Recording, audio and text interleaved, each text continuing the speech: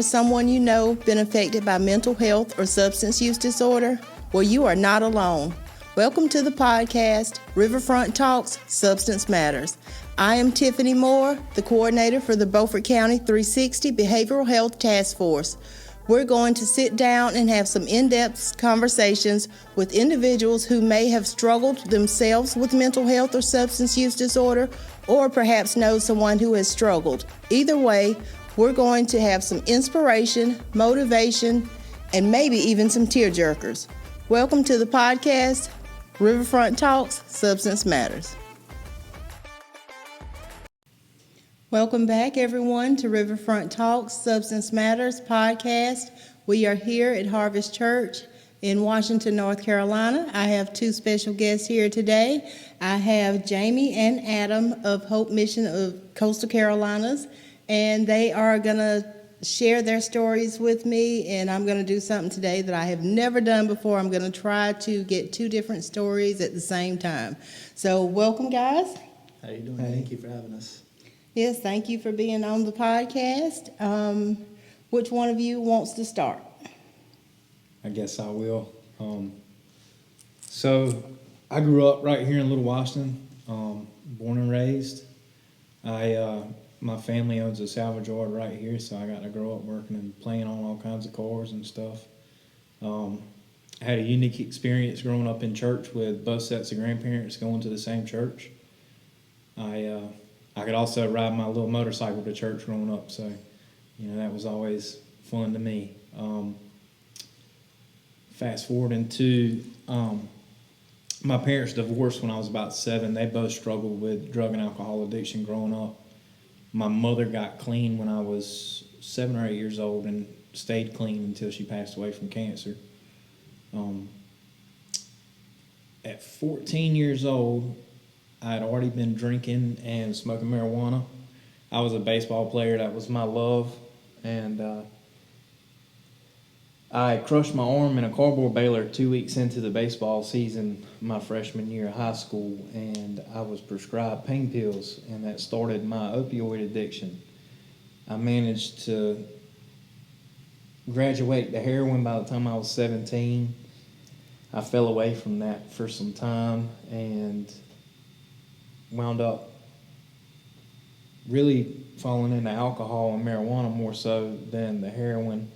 And I got another job working construction at the age of 19, and everyone there was using prescription pain pills, so I fell right back into that full-fledged. And What kind of pain pills were you using? Percocets and Oxycontins and Vicodin, and mainly the Oxycontin and the Percocets. Which ones were you prescribed originally? Vicodin. Vicodin. And that kind of just spiraled into different ones? Yes, ma'am. They weren't quite strong enough for me after a very short period of time. You developed a tolerance? Yes, ma'am. And that's eventually what led me to the heroin. I think my grandmother's passing had something to do with me stopping the opiates for a while. I never treated the root problem of any of it, so I was always still looking for something to fill that void. At 19, I was working for Mid-Atlantic Hydraulics here in Washington, and I would work all week long for a paycheck that I would spend in 2 days on drugs, and the rest of the week I would be sick all week long until I got paid again. And You said you would be sick. Describe it for me. So withdrawals, back pain, nose running, just didn't feel good, no energy, typical opiate withdrawal symptoms. I made a decision that I needed to get some help, and I went home and told my mother I had a problem one day, and the next day I came home from work, my bag was packed, and she's like, "You're going to treatment, you're going to Potter's Wheel." And I had no idea what Potter's Wheel was. I had a couple friends that I grew up with that were there at the time, and I went. I stayed for 6 months. I did, everything they asked me to, and completed the program. I came home with these big plans on everything was going to be different. I'm changed. I'm a new man. Now everybody else has got to change too, and it doesn't quite work that way. And did you try stopping hanging around the people who were doing it with you before you went to treatment? Yes, ma'am, I did, and I went back to my father's shop, and you know, there's a lot of toxic traits that come along with the drug addiction, and I had set really high expectations for everybody that worked there that did absolutely nothing but create resentments within me, and it was very short-lived. I think I made it about 6 weeks before I went back to using, and I didn't stay in my addiction long that time. I decided I needed to go back. So I stayed. I went back to Potter's Wheel where they put me on as a staff member, and I was teaching a class they call regeneration class, leading some Bible studies, that kind of stuff. And that was the first place I was introduced to methamphetamines, and the guy that was living in the house with me, we wound up smoking meth together, and I continued to do that the whole time I was there for the next 4 months. Every week or every couple days we were using. And Were you already familiar with meth and kind of knew what it was? yes, ma'am. I'd never seen it or put my eyes on it, but I was around a lot of people that used it, and you know, it was one of the things I swore up and down I'd never do. I'd never do that, you know. And the guy that I was smoking with at Potter's Wheel, he was an IV user, and that was still one of my not yets, you know. I'm never going to do that, never going to do that. And so I would smoke with him, and when I left there, I somehow I managed to keep it together for just a little while, but then I started using different drugs every day, so I didn't build a tolerance or anything, and I didn't feel like I had a problem because I wasn't dependent on anything, you know. Coming from the opioid use history, I was used to being sick whenever I didn't have my drugs, so then once I was using something different every day, it wasn't like I wasn't sick when I didn't have my drugs, so I didn't think I had a problem. And eventually I wound up, you know, right back in the opioid use, just as heavy as I was before. And I went to Wilmington Treatment Center for a very brief period so I could try the Vivitrol shot, which is an opioid blocker. And I'm going to slow you down just a little bit. So with the opioids, yes, ma'am. because I noticed that you said when you were using multi-substances, like you didn't have that problem. With the opioids, you knew you had a problem. Yes, ma'am. So with the others, go ahead. I see you going to say something. Yeah, so like when I was using opiates, if I would use opiates one day and then I would do, you know, just smoke pot the next day, and then the next day I would do some cocaine, or, you know, the following day I would just drink alcohol, I didn't feel like I had a problem with any of them because it wasn't a habit every day. I was using one chemical, you know. But eventually I fell back into the opioid use every day, and it became a daily thing again. So then I wound up being sick and going through withdrawals whenever I decided or the money ran out, or there wasn't any drugs, or for whatever reason I couldn't get any. You know, so that's what initially started me recognizing that, hey, I've got a problem, is the fact that I was sick without it. And that's why you decided to go to your mom and tell her? Yes, ma'am. So after that, I went to Wilmington Treatment Center for a little while, and I stayed on the shop for a few months. None of that was long lasting. That following year, when my birthday rolled around, I'd been in treatment the year before, so, you know, I was going to party this year and enjoy my birthday. And I went to East Coast Wings with a couple friends, and we had some drinks. And before I got out of the parking lot, I was calling one of my old drug dealers, and I spent the next week, I stayed awake for an entire week doing Molly or MDMA and eating Xanaxes and smoking pot and drinking, and just whatever I could get my hands on, I was doing it. And I eventually got arrested. I woke up in Beaufort County Jail, and by the grace of God, I had just enough money in my pocket to bond myself out. So I got out, and, you know, now I've got these charges hanging over me, and I feel like I'm going to prison. So then we call it bid mode, when you know you're going to prison and you just don't care anymore and you just run just as hard as you can. And so I started breaking into my dad's office and stealing checks out of his checkbook, and I spent right at $30,000 in 6 weeks getting high. Did he know you was stealing from him? He did not until I thought I was smart, so I was getting the bank statements out of the mailbox, you know. Oh, you and had a plan. yeah, and eventually he found out, and they kind of had an intervention with me. They caught me at the office. It was probably 3 o'clock in the morning, and I was up there trying to get another page of checks because I was out of money. And him and my sister and my mother got me to go to detox, and that was where I learned about Hope Mission the first time. That was 2017. So I went. What is Hope Mission? Hope Mission is a 6-month-long in-house treatment facility that has a holistic approach to substance use disorder. Then it wasn't quite the same as it is now, you know. That's some of my story too. When I went in 2017, there was 12 people in the program and 3 people on staff. And, you know, a year ago when I came back, there was 40 people in the program and 12 people on staff. Wow. So it's, I saw nothing but God in the middle of it. You know, if the place is growing and changing like that, it's got to be working. Right. But so back to 2017 when I got there the first time, I was compliant with all the rules. I did everything like I was supposed to. When I completed the program, I had a good job working downtown as a diesel mechanic. I moved into a little house in Moorhead with some other guys that were in the program with me. And my papa passed away I'd been clean about 18 months. I'd been down there when he passed away. So I decided I was going to move back home to be with my granny, and that was not a very smart move on my part.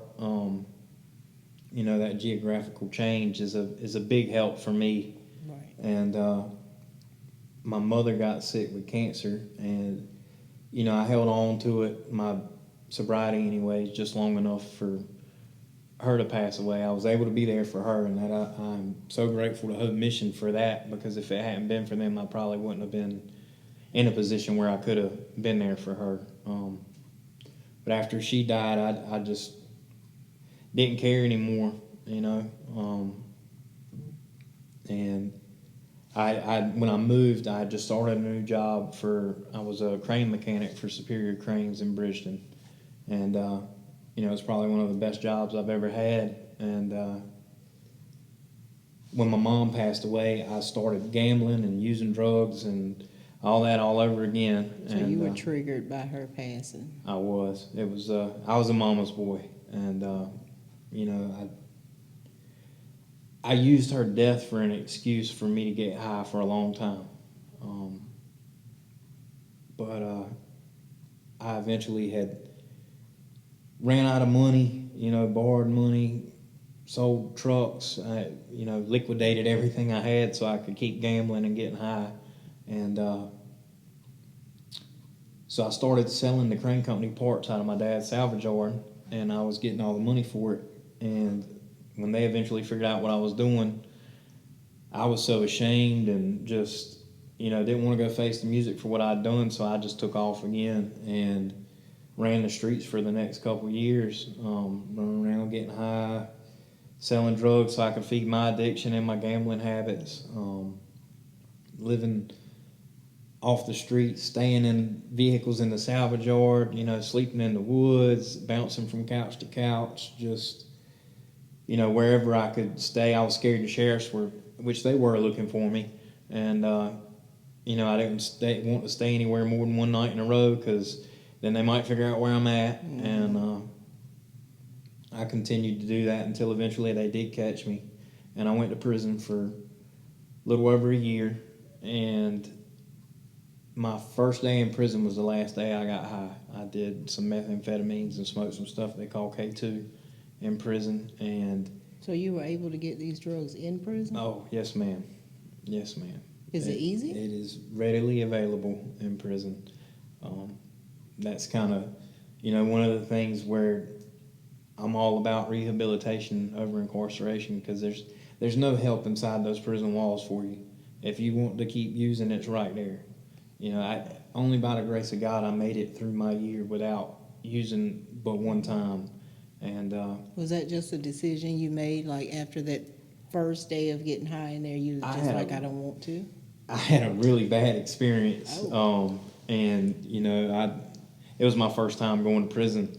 And I felt like they had gotten me high and they wanted to jump on me. So I had backed up in a corner and was, ready to fight everybody. And I decided right then that was not the environment I wanted to be using drugs in. And, I didn't have any money, so how was I going to pay for it? And that's the other side of it. But not that I couldn't have got it. It was, you wake up in the morning and it's right beside you. You look over to the other side and it's right beside you over there. And there's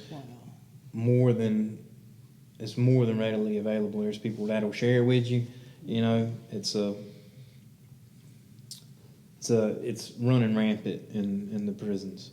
But I didn't do anything for my recovery for that year I was in prison. I just didn't use. That was all I did. And I think I still had reservations the entire time. I had a possession of meth charge that I got when they arrested me, and it was still pending, so I came back to Beaufort County when I was released from prison. And I was laying in my cell, planning my relapse. I was ready to get out. I knew I had about 3 days before I was going to get out on probation, and I was just itching to get out so I could go get high. And that was all I could think about. And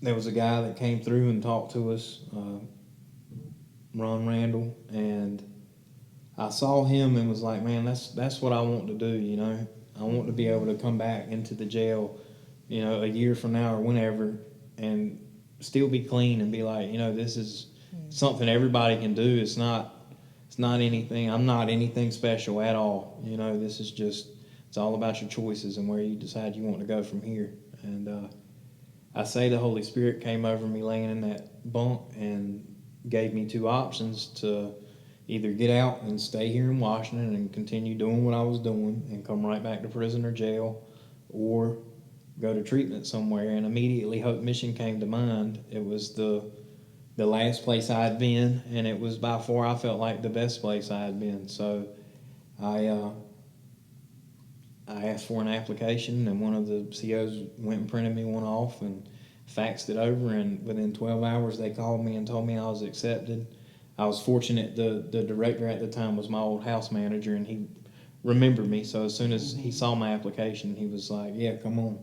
So I got my uncle to pick me up when they let me out of jail and take me to Hope Mission, and I feel like God had put it on me then to stay there longer than the 6 months. I let it be known I wasn't shy about it at all, that I wanted to stay. And we've got a thrift store and a soup kitchen, and one of my things I would say is I don't care if I've got to go to the thrift store and fold clothes all day or go to the soup kitchen and wash dishes all day. It doesn't matter, just as long as I get to be here and be a part of what's going on. So being engaged, you needed that community, to feel like you were belonging to something. Yes, ma'am. And Hope Mission was that for you. Yes, ma'am. And it continues to be that for me. I was going to say, I want to talk about your now. Okay, we've gotten through the background. We've gone through your period of active use, the years that you were doing that. But how long have you been clean now? 2 years, 2 months, and a day or two, I think. Have you been working with Hope Mission this whole time? I started working for Hope Mission in December when I went through the program. That's something that none of the other treatment places I've been to has offered, is different trainings. And they put me through peer support training and rap training, and there's so many different things offered and opportunities for you if you just take hold of it. It's all there. And once I graduated the program, I had a couple job opportunities. I could have went back to work doing diesel mechanic work. I could have done all of these things, and I stayed around the peer recovery center and just kind of hung out, and filled in facilitating classes or groups whenever they needed somebody to. And I would I told one of the guys there, where else am I going to go hang out where there's 40 sober people that love me and support me? Right. You tell me that, and I'll go hang out there. But until then, this is where I'm at. And it's a really powerful thing when you get around a group of people that all love you and support you, and they don't have to. They're not my family. They don't have to love me through this. They choose to because they know what it's like. Mm-hmm.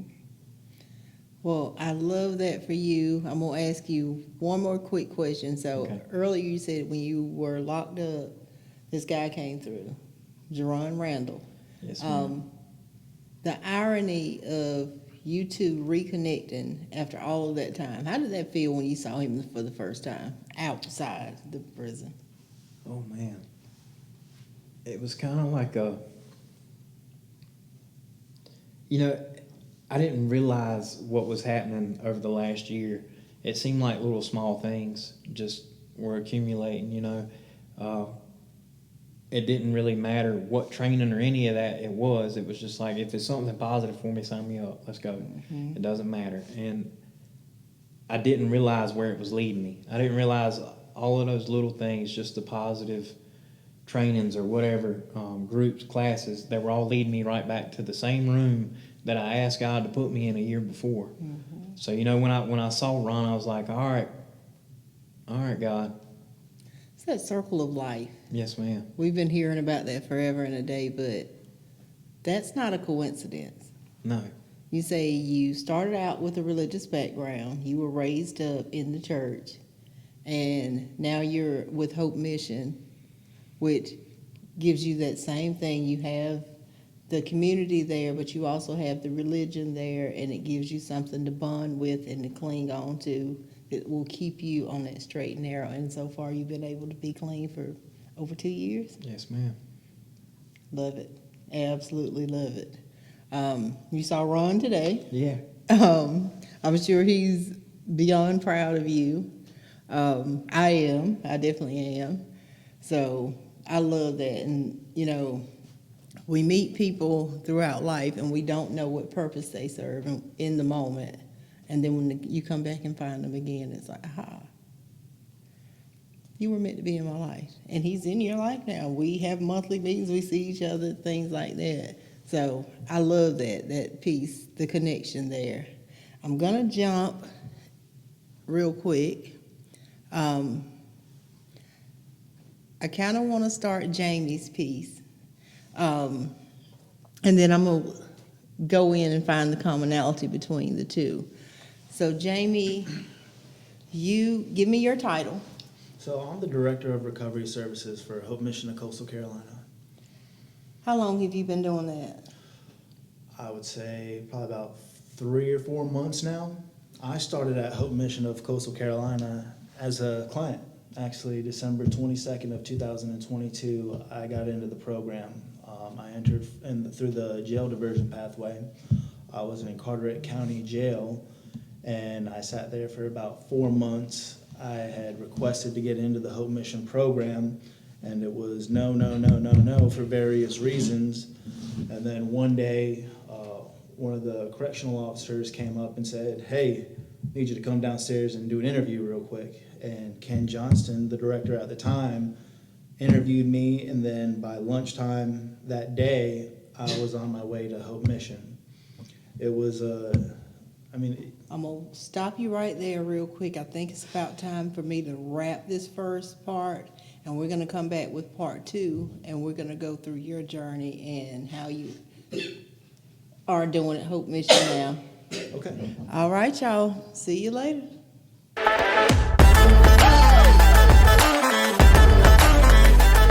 Thank you all for joining us for this episode of Riverfront Talks, Substance Matters. If you are from the Beaufort County area and know someone who is suffering from mental health and substance use disorder and may be looking for resources, my information is below in the description.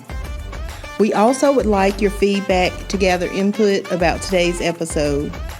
Please also complete the short survey listed in the description. A special thank you to our sponsors, ECU Health Beaufort Hospital and KB Reynolds Charitable Trust. Like, share, and subscribe. See you later.